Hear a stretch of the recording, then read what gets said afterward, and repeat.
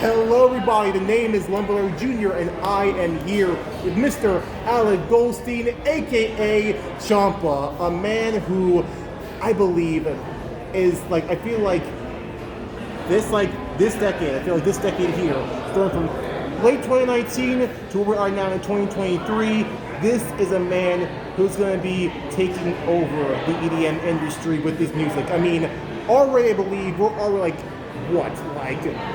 2019 was the first remix you've done of TVBOO and G-Rex Babatunde, right? That was what made you really want to show everybody what you can do. And ever since then, we've been getting festival after festival. We've been getting a few headline shows here and there already in 2022. And did I mention this man here was in Lollapalooza? That was actually my first festival. That was your first festival ever. First festival is Lollapalooza. Pretty wild. I'm sorry. That's absolutely freaking insane to me. That's your first festival ever.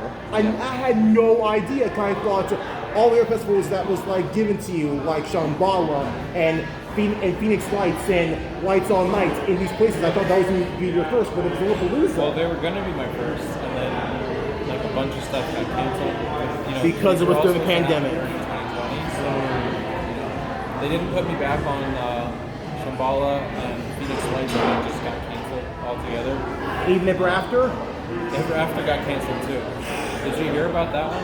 Yeah, I heard about that one too. I mean, I literally had a list of all the festivals that you were supposed to be in, and now I had to cut a few out. I was gonna say this man was in 17 festivals, minus 7 because a lot of them were sadly cut off in 2020.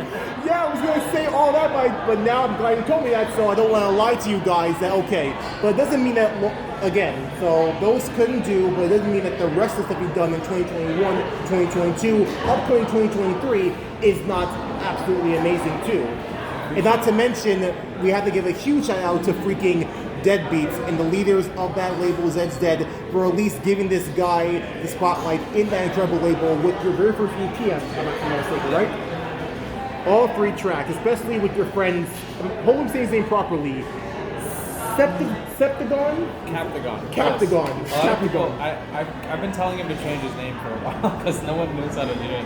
Right, but at least now I know. And again, I got introduced to him thanks to Obsidia when he had a few collaborations on there. Yeah. And I thought to myself, that is such a freaking cool name. And I'm so happy that you have seen the beauty in him. And you said, you know what, I want to do a song with you, bring you in to do this. And I think that had a bit of a history because when you were starting CHOMPPA, I think in 2018, it was a work in progress. But then his manager showed you some of his work, and you were okay, this guy's the future. Give me something unreleased, and then birth into that song for the EP. You've been studying up. I do my best, but I feel like that had a bit of a history there. And well, tell me about that EP then. So what was it about that EP that that made you want to make it and release it on Deadbeats? Cause I feel like this was no, that was the other EP. But talk about the first one first. So the first one was kind of the first handful of tracks that I had made under this project. I used to make kind of more melodic and future-based pop-inspired stuff under a different alias. Right, before CHOMPPA was born. Yes, I had another project called Midas for a little bit. No, not the one you're thinking of. That's everyone's first reaction. How did you spell Midas? Yeah, no, it was King Midas, M-I-D-A-S. Oh, Midas. Yeah. A lot of people freak out for a second when I first said that. Oh my god. Continue, that caught me for a loop, sorry. So I had kind of started to make bass music late 2018, like you said. And then those 3 tracks were some of the first I'd ever made. The first one I ever made was on Subcarbon, which was the initial release. And then that second track in the EP block was the second track I ever started under the CHOMPPA project. And the rest of them kind of just came together over that next year. But yeah, at the time I was really inspired by TVBOO and Dirt Monkey and all those guys. TVBOO was the main guy that kind of got me into this kind of stuff. But yeah, I was just so excited to be releasing with Deadbeats because I've been a fan of their label for a long time. And it worked out. It was like written in the stars. It was pretty insane as my first EP release.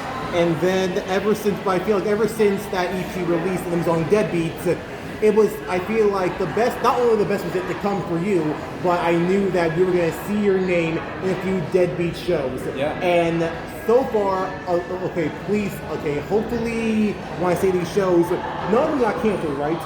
One got canceled. One got canceled. I was going to say 5 he was in, now he's gone down to 4. So like you were part of of course, Dead Rocks. Your first time ever being in Red Rocks, which is absolutely freaking amazing. You were part of the Revival tour a few times. I think once, I believe, in DC and one in Chicago. Yeah. So again, how did it feel to be a part of the Revival tour, and make all those and be a part of Deadbeats in real life performing for the crowd? I mean, it just felt really cool to be associated with all those different names, especially Zed Zed. They're a household name in the industry. But just through these shows, I met a ton of people associated with the team and all the artists that were performing alongside me. It was just really some of my idols. I was sharing the stage with. So that was pretty surreal experience. And it makes you think of it, since you said a lot of the artists, you were inspired by a few artists in Wakaan, right? It makes you wonder, you're part of Subcarbon, you're part of Drama Cup Recordings as well in 2019. You were a part of Deadbeats. Why has Wakaan not given you a call? Well, I actually did release Drugs with TVBOO on Wakaan. Right! Oh my, I can't believe that slipped my mind. I was thinking that was part of Deadbeats for a second, but that was Wakaan. Oh my gosh. That song kind of changed my life too. That was very easily the best performing track. It's got over 500,000 streams on Spotify, which was a number I never thought I would get to. And shout out to TVBOO and that whole team and Wakaan for making that happen. And spreading the lesson that drugs are bad, okay? Exactly. I mean, it is true. I mean, kids, don't do drugs. From TVBOO and CHOMPPA, don't do drugs. And Mr. Mackey too. I really love that sample. That was so freaking clean. But that was all Mitch's idea. He actually, don't quote me on this, I don't know 100%, but I'm pretty sure that sample, we tried to get it cleared, or we tried to release it with that sample in it, and he ended up re-recording it and doing it himself, the drugs are bad sample. He did it as an impression of Mr. Mackey. So wait. I was zooming in because no, don't quote me on this quote him. But so that wasn't the actual voice actor, Mr. Mackey. I'm almost positive that he re-recorded it. Yeah. Okay, so don't quote me on this. It's almost spot on. It was. I was gonna say wow. So is he the understudy for South Park? I mean, that would have been that. I mean, that could have been a pretty good part-time job when it comes for whoever.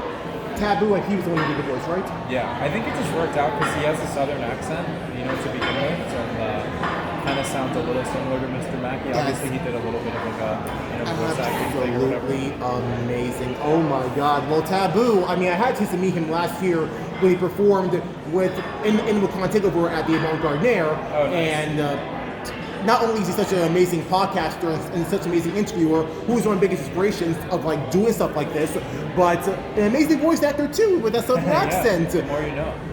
The more you freaking know. And here's the thing, that EP with the Flabbergast EP in 2020, that was of course in Deadbeats. But then you decided you want to go independent a bit and release your other EP, Alien Tongue. So was it kind of a hard, I would say, I'd like to say it was kind of difficult for you, but was it a bit move from just being with the label and now doing something independent that you want to do yourself? I mean, it definitely was a struggle, and I think there's upsides to both of them. Obviously, with a label, you get, that sort of built-in fan base, and all the artists that are associated with that label are, at least somewhat in tune with the release. And then on the other side, as an independent release, you don't have to split the profits with anybody. You control everything. You decide when it comes out and all the artwork and just the whole marketing plan behind it.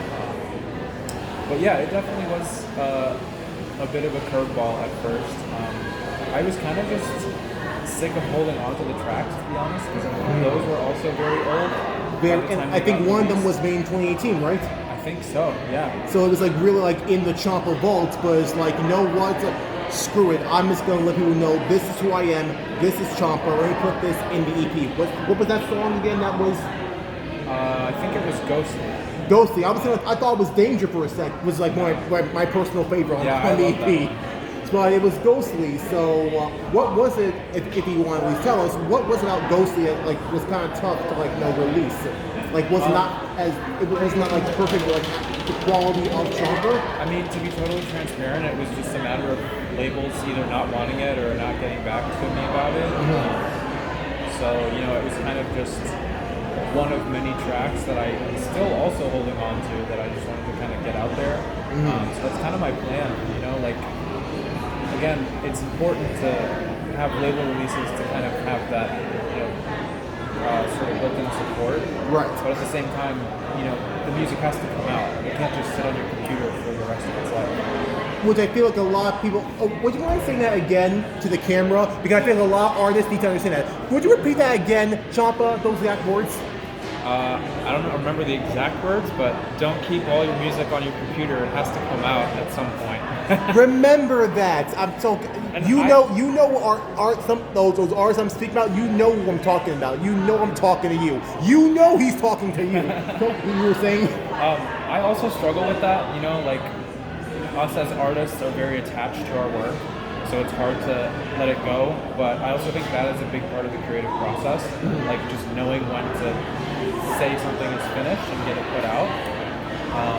It's definitely a struggle that I have. Like I would constantly like tinker with a lot of my tracks because a lot of producers are perfectionists and they want their. I was just going to ask, do you consider yourself a perfectionist when it comes to your work? When it comes to music, absolutely. It's like music is our baby. We want it to be as perfect as possible and represent us as best as it can. But like you said in a lot of your articles, like in a few interviews I've read about you, that you're a person who's very experimental.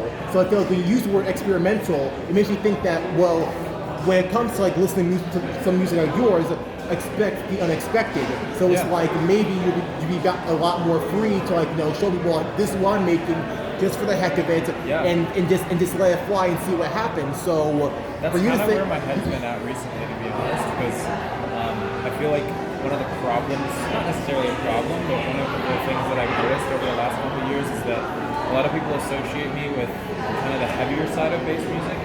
Because, I've released a good amount of heavier stuff. I've also been on a ton of lineups that have really super headbanging dubstep people. Like Toxic Summer? Yeah, exactly. Which is great. Don't get me wrong, I loved it. I love those shows, but I am definitely steering in more of a kind of deeper roots, Deep, Dark, and Dangerous style, just... Really? Yeah.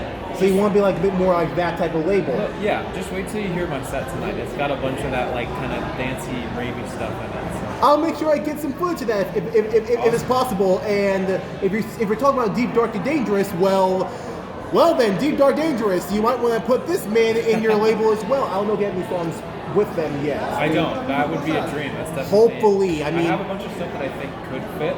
I think I've sent a couple things out to them, so we'll see what happens. But please, Kiva, Notlow, anyone who's a part of that label, tell me about this man here. I would love to hear that. I would love, hopefully in the future, we see a few songs or an EP released on Deep, Dark, Dangerous. That would be incredible to see, because I'm starting to get into them. Thanks to Kiva, thanks to Notlow, they're absolutely incredible too. I had a chance to experience them last year, and I heard some of their work in that label. I was like, wow, this label I've never heard before, but now hopefully it's really cool. You can be a part of it. That would be amazing to hear. One other thing, sorry, I didn't mean to cut you off. I also wanted to apologize a bit, because when we were meeting a bit, and I mentioned him being a part of the Izu after party, he was with Hayes and Deadbeats. And Hayes is a bit more on the heavier side. We have his EP with the song Anyway, and of course a few other songs here and there. And I said you could do it back to back with them. I was just put down an idea, but I feel like that was kind of me like trying to put you in a box with other artists. So I did not. I kind of want to also take the time to apologize for that because that was kind of. That's what I was gonna say though. Like, I feel like another part of the problem is that people don't know that I have all this other style of music, because from my released music, all they can see is like the heavier and like kind of weirder, like alien bass, whatever. And Exactly. I kind of have strayed away from that recently. But if I just, all of a sudden release with Deep, Dark, and Dangerous, or start playing on these like deeper lineups, Or playing drum and bass. Confused.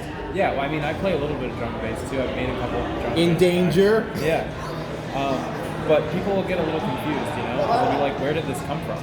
Right, but here's the thing. Again, it's experimental bass, and it's you wanting to show people who you are, and like, well, to those people who like don't understand, well, this is CHOMPPA. You get what you get. He said experimental. You're gonna get something. You're gonna get a few surprises here and there. And I don't want anyone to like say that for someone like you that you should stick to your own lane. You should stick in this box because that's. I'm just gonna say this one more here. It's about being creative. It's about like exploring different types of other genres out there, and it's about like those people who do mess with you, who do really listen to the music, who really do care. Like Exhibit A, me. Make sure we are going to be there for you no matter what. I don't care if you even try like. Let's say you go into the trap route, or you really go into the dubstep route, or you want to be more in the drum and bass route. Know that there are people out there who will really say, this person can do this, and this, and can be like almost an EDM almanac for any festival, for any show he wants to make. I like that. So I always keep saying the EDM almanac because there are so many artists out there who are so versatile in their music, both not just artists but vocalists and singers who can do so many different types of things. One person who can say is a perfect example, Gravis. Nick Chiari. He's able to do he's done some dubstep songs, he's done some trap songs, but he's able to add such a type of soul, almost like an R&B type of soul, to certain type of songs. For example, like you can go from like a song like let's say Into Pieces with Subtronics to like someone else with Rez. So the versatility in him is absolutely staggering. He's able to balance it out. And again, another example, like you mentioned, you're part of Deadbeats. Zed's Dead. They are like the masters of expecting the unexpected when it comes to a set. If someone ever experienced them in the avant-garde there, like you'll know what to expect. Like they're able to do dubstep very well with Subtronics. They're able to do like house very well with Lodge 21 and Polina with Just Wanna. They're able to do something that's like mid-tempo bass with Death Pact, with Ether. So again, you're surrounded by these people who are able to do so many things, do so many genres, so it's only fair for someone like you to start building up your discography to be this type of thing, this type of thing, this type of thing. Yeah. Never let people lead you astray and saying you should just do this and this alone, because that's not you. That's not CHOMPPA. That's not Alec. You are a unique human being who wants to experiment. So know that there's someone out there, me, who really appreciates all that you're doing. And I don't care what's going to be played in this set. If it's you and you love it, play it. Know that there's someone out there who's going to be there for you 100%, up there in the rail, saying this is CHOMPPA, this is who he is, listen and listen well, this person is going places. Sorry for kind of rapping on, but I just want to let people know that I can feel the passion behind that, so I really do appreciate it. Thank you. I just wanted to touch on that subject a little more, because it's definitely something that I struggle with kind of internally with the project. Mm-hmm. Another part of that is that if you kind of stray too far away from like a specific lane, it's a lot harder to market yourself as an artist, because people don't exactly know what to expect, and they don't know kind of what box to put you in. Mm-hmm. And of course, there's versatility in every artist, and there's plenty of artists, like you mentioned, that release all different types of genres. But at the same time, I think there is a certain consistency within their sound, regardless of the genre, and that's kind of what I'm trying to evoke. Like, whether I make like a drum and bass track or, even a house, I've never really made house, but house or, whatever, like garage or anything like that, I want it to sound like CHOMPPA, regardless of what I'm making. I feel like, well, when you mentioned consistency, I was like, that could be true. I feel like that could definitely be debatable because I've been listening to a lot more like Zed's work, both in the past and the now, and I can't really put a finger on the consistency of a Zed's Dead sound because there they have been, for so many years, they've been all over the place. So it's like you can't really put them in a box. They have done so much things like all around the place, all around different genres. So it's like it's hard for me to kind of like really think about that. But maybe it's something I can maybe dwell upon in the future when it comes to consistency with an artist and their sound. So I will say though, as like a growing artist, it's a little trickier. Like with someone like Zed Zed, they have this like super long track record where they've been in the scene for since 2011, yeah, like, so like the remix Eyes on Fire, Blue Foundation. Exactly, yeah. So with an artist like me, with a project that's like 3 years old or 4 years old, Five, technically, yeah. It's just a little harder because you know you don't have that huge fan base yet that's gonna support everything you do and be able to kind of understand when you go back and forth. Perfect example, speaking of the show tonight, is Getter. Yep. Because he released Visceral, which was one of my favorite Yeah, albums. I was gonna say you were gonna mention Visceral. It's like I don't know if I might have the chance to maybe meet Getter if possible. That'd be incredible. But I don't really want to speak about Visceral because that's kind of sure it's a sore subject. It's a sore subject because again. My goodness, hopefully you don't go through this in your career, which is like, making an album. I think this was his debut album that he really put his heart and soul into. You could hear it in each and every song, particularly Part of Me with Audio Opera, one of my absolute favorites in the album. And for the dubstep community to absolutely tear him up and say that where is this, like, no, who is this? Who is this Getter thing? Right. It was absolutely saddening to see, and it literally almost made me cry a tear because I literally remember making a message, like, hopefully Getter sees it, to like let him know that ignore those people, ignore those haters, because those people who said, no, where is this Getter? Who is this artist? They're not true fans. If they were true fans, they will rock with you no matter what you make, no matter what you create. So. That's why for me, Visceral is an album that I will always hold near and dear to my heart. Every single song is an absolute masterpiece, and I will and together know that there are people out there who still really are hurting due to we'll never see Visceral on tour probably ever again. And I just wanted to know that no matter what you make, no matter what you create, know there's going to be people out there who really do care, who really do appreciate what you're making, what you are doing in the future. I mean. Yeah, we have Napalm, the Napalm EP, we have the Head Splitter EP, but we people who really love Visceral, we kind of miss that a bit, and we want more people to really understand the masterpiece that is you trying to be experimental with it. So I understand where you're coming from in that regard. Yeah. But speaking of that, I was going to talk about Getter a bit. Like, I was going to say, what's your favorite Getter song, like in the discography? And again. We have all day. You can choose, it could be Head Splitter from Osla. It could be a Rip and Tear.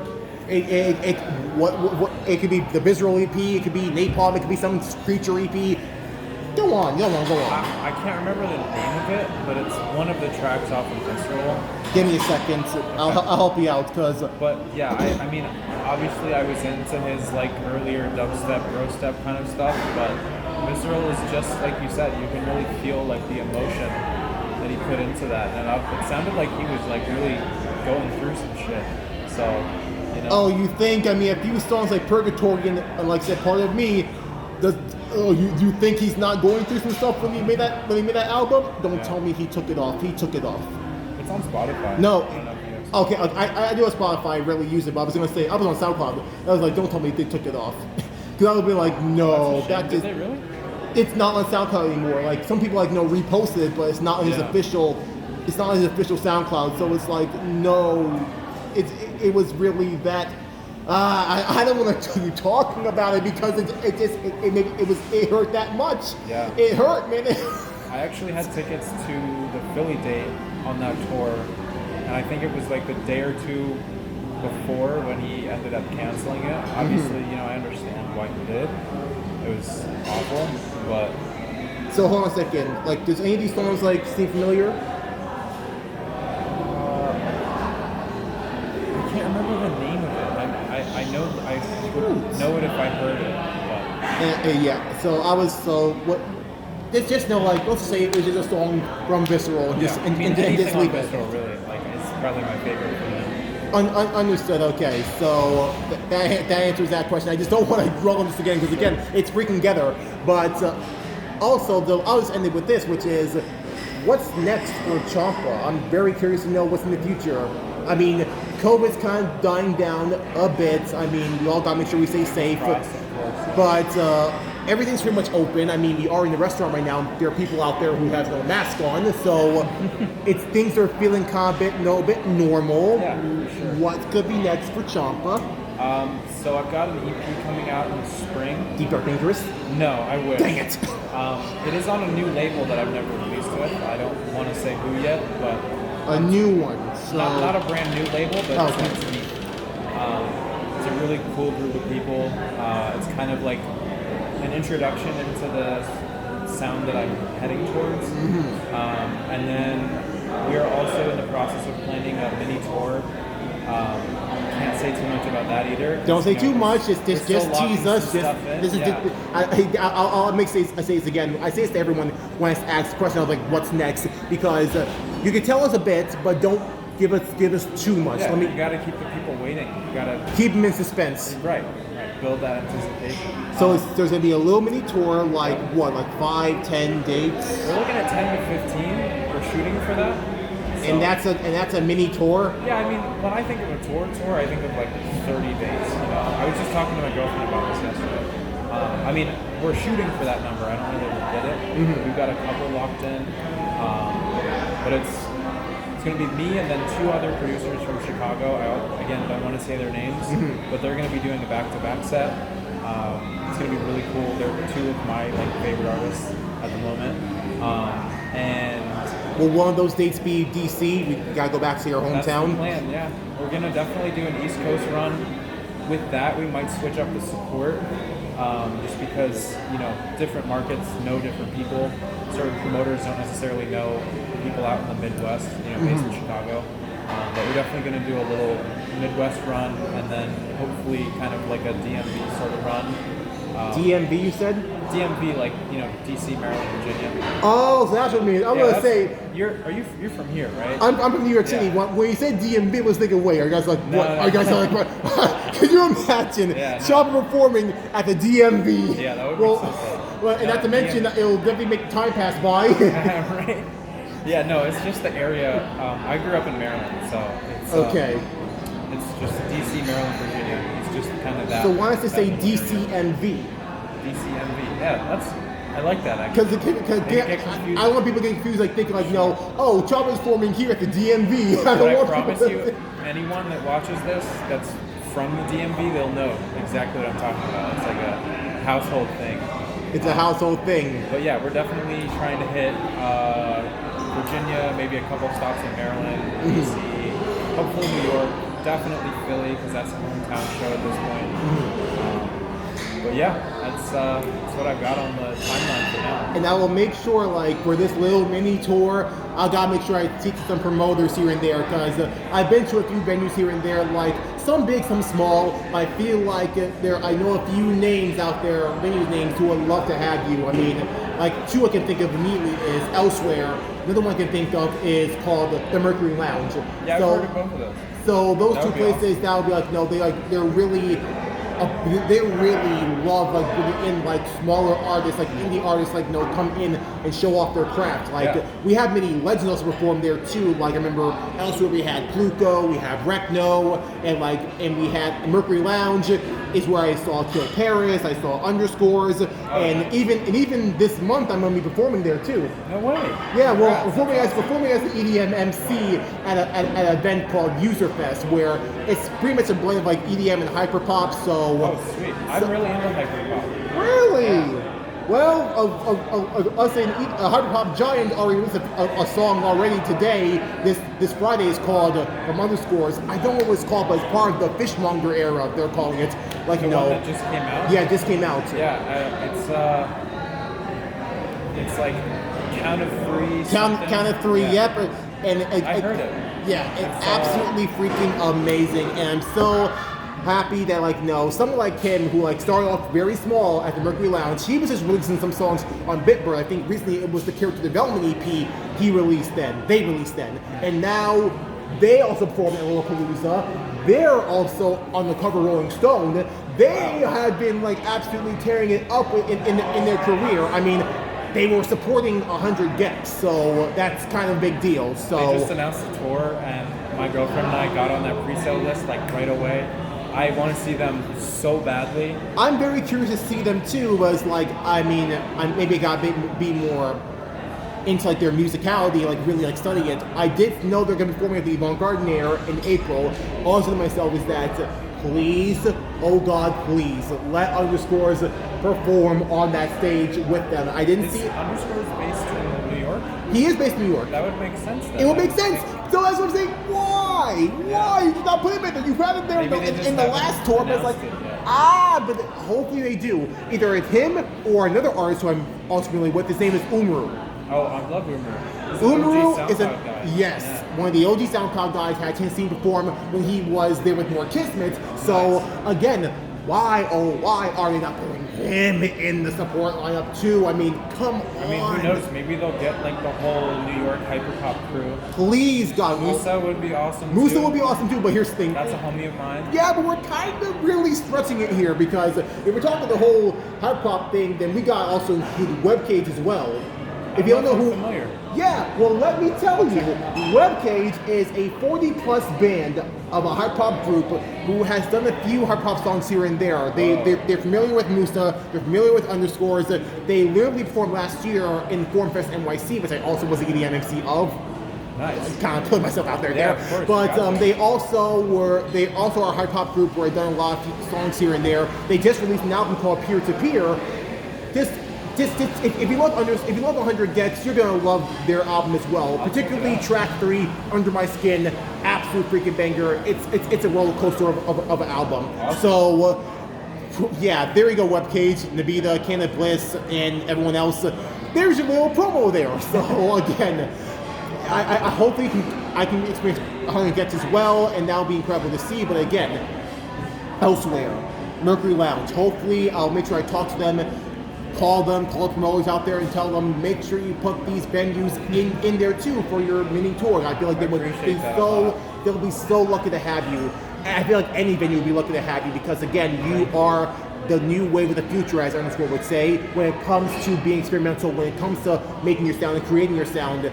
And again, you talk about like finding your sound, but it's like your sound is everywhere. There is no box to put you in because you're all over the place, and I feel like that's the beauty of CHOMPPA. And I feel like a lot of people should just understand that. Do not, I repeat, do not, when it comes to like his EPs or maybe an album when it comes out in the future, if possible, tear him up like that. Or I will not have that. I will not have that. That's something that should not ever happen again in the EDM community. You know what almost happened to Flux Pavilion when he released Wave? I remember when that came out, yeah. I was there when it first came out. I was like, oh no, we're not having this again. So I made sure I put out my love and respect for Flux Pavilion when he made that album because it was different from the rest. It was like, oh my gosh, I do not want the Visceral Rampage again. Yeah. No. So know that I have you in my corner. I will protect you. I will be that shield whenever any EP, any album comes out, any debut album comes out. When it comes to CHOMPPA, I will be there because you need the freedom. You deserve the freedom to make whatever you want to make and really show people that this is the person who is in the scene and he's not going away. How can you shoot him away or boo him off the stage when he's only just begun? It's only 5 years in the making, and you deserve so much more love out there. So this is CHOMPPA. This is who he is. Respect it. See him out there because he is someone who is going to be going places. I already know. I mean, Lollapalooza, man. Lollapalooza! What's next? I hope to God. Maybe Ultra Music Festival? That would be a dream. That's been a dream since I was like 12 years old. So. Hopefully, oh my God, let's make that 12-year-old just like crying happy tears when he is on that stage. I can hardly wait. So again, thank you so much, Alec, for your time. I really do appreciate you so much, and I can hardly freaking wait to hopefully be on the side stage, just witnessing the beauty, the power, the experimental bass that is CHOMPPA. Remember the name, remember the logo, because he is here and here to stay. I can hardly freaking wait. Thank you so much, Alex. I truly appreciate you so much. And thank you guys so much for watching as well. So I don't know if we're going to be doing any more New York shows, but this one is going to be the big one. Gather and Savas, CHOMPPA. This is going to be an incredible night. I already can tell. Thanks so much for watching. This is Dumbledore Jr. signing out. I love you guys so much. I love you so much. Peace.